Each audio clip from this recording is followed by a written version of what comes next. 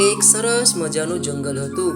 આ જંગલ બીજા જંગલથી અલગ હતું, કેમ કે આ જંગલના દરેક પ્રાણી તેની બુદ્ધિ અને બહાદુરી માટે જાણીતા હતા। તેમાં એક સસલાભાઈ પણ હતા। સસલાભાઈ દેખાવમાં નાના હતા, પણ ખૂબ જ બહાદુર અને હોશિયાર પણ હતા। આ જંગલમાં દર વર્ષે બહાદુરીનું ઇનામ નામની એક સ્પર્ધા થતી હતી, જેમાં બધા પ્રાણીઓ પોતાની શક્તિ અને બુદ્ધિમત્તા બતાવતા હતા। આ વખતે સ્પર્ધામાં એક ખાસ પડકાર હતો, સત્યનો માર્ગ।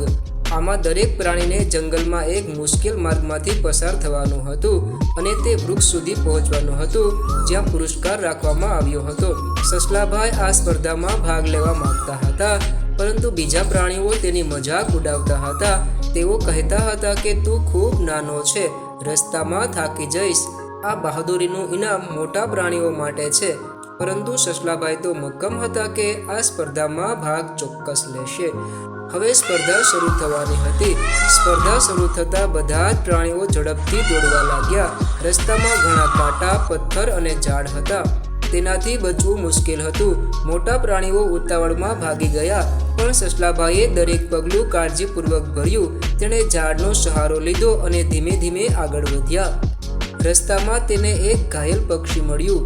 બીજા પ્રાણીઓએ તેની સામે જોયું પણ નહીં અને આગળ દોડવા લાગ્યા, પરંતુ સસલાભાઈએ તેના નાના પંજા વડે તેને ઉપાડી લીધું અને સલામત જગ્યાએ મૂકી દીધું। પછી તે તેના લક્ષ્ય તરફ આગળ વધ્યા। રસ્તામાં તેણે એક ઘાયલ હરણને પણ મદદ કરી। અંતે સસલાભાઈ ઝાડ સુધી પહોંચવામાં સૌથી પાછળ રહ્યા, પરંતુ તેણે દરેક અવરોધો પાર કર્યા હતા। જ્યારે પુરસ્કાર આપવાનો સમય આવ્યો, ત્યારે જંગલના રાજા સિંહે સસલાભાઈની બહાદુરી અને દયા માટે પ્રશંસા કરી। સસલાભાઈને તેની બહાદુરી માટે પુરસ્કાર આપવામાં આવ્યો અને બીજા પ્રાણીઓ તેની સાચી બહાદુરીથી પ્રેરિત થયા। બાળ મિત્રો, વિડીયો ગમ્યો હોય તો લાઈક, શેર અને સબસ્ક્રાઈબ કરવાનું ભૂલશો નહીં। આવજો।